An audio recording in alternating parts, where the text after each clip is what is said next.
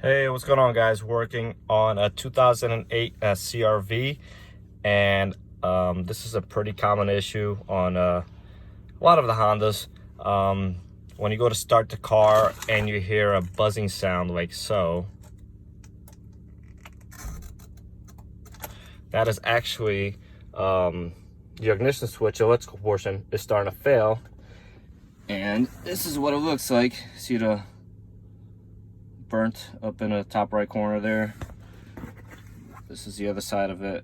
See, it's pretty nasty.